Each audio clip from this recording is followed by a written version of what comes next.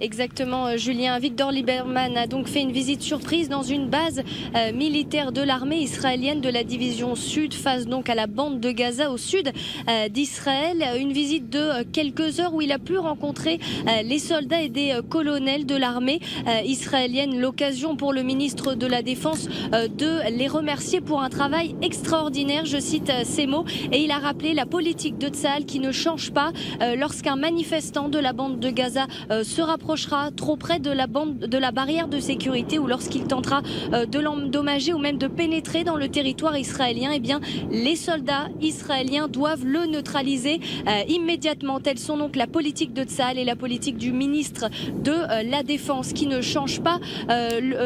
Victor Lieberman s'est également exprimé au lendemain d'une manifestation plutôt calme ici dans la bande de Gaza. Hier, il n'y a pas eu beaucoup de personnes, seulement quelques centaines. Et pour lui, pour le ministre de la Défense, l'explication c'est que le Hamas a été considérablement affaibli après les manifestations extrêmement violentes de ce lundi où plusieurs terroristes ont été tués par les forces de sécurité israéliennes. Je vous propose d'écouter le ministre de la Défense israélien, c'était un petit peu plus tôt avec nous.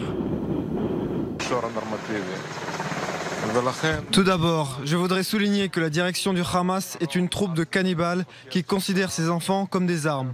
Il y a des armes qui sont des roquettes, des armes personnelles et un armement d'un autre type, des enfants ou des femmes.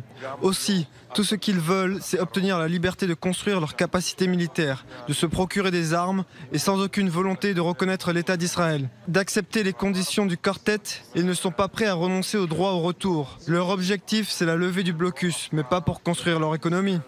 Sans parler de la cohabitation.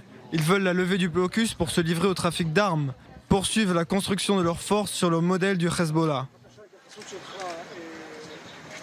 Comment expliquer le calme d'hier ? Tout d'abord, ils ont encaissé un coup. Mais qu'on ne se fasse pas d'illusions, ils n'ont pas renoncé au désordre et à leurs manifestations terroristes. Je pense que l'on verra par la suite. Ils ont déjà fixé un objectif. Le jour de la Naksa, le début de la guerre des 6 jours, et au vu de ce que nous voyons de l'autre côté, même en fin de semaine jusqu'au 5 juin, nous verrons des tentatives de désordre. Mais ils ont pris un sérieux coup, et c'est ce qui les a persuadés provisoirement de rentrer dans leur terrier. Alors Océane, ça a l'air assez calme. On voit derrière vous un petit peu la bande de Gaza. À combien de distance vous êtes du territoire palestinien ?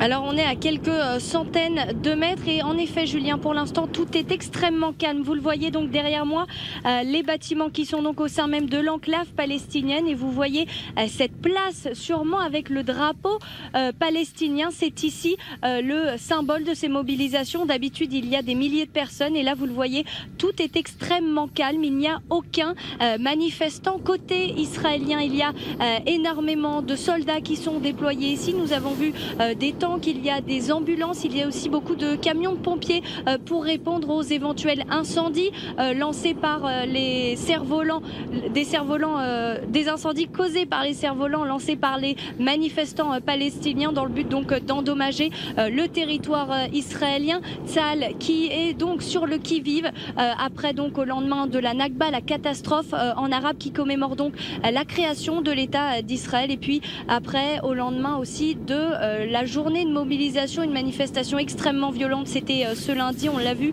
où des milliers de Gazaouis s'étaient rapprochés au plus près des forces de sécurité israéliennes. Mais aujourd'hui, donc tout devrait être pour l'instant assez calme. Julien. Merci beaucoup, Océane. Donc depuis la frontière de la bande de Gaza, on en parle.